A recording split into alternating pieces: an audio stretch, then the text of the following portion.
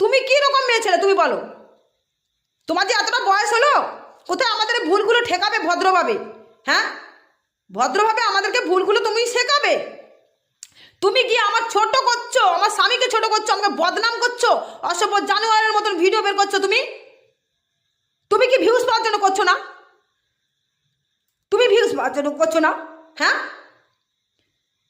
যেটা আমি ভুল করি সেটা আমি ক্ষমা চাই, যেটা করি না সেটাতেই আমি রেগে যাই। তুমি অন্তত আমাকে নিয়ে প্রায় 30খানা বেশি ভিডিও বের করে নিলে। তুমি জানো কোনটাতে ঠিক বলেছিলে? তুমি বলো তো, কোন ভিডিওতে তুমি ঠিক বলেছিলে বুড়িমা? হ্যাঁ,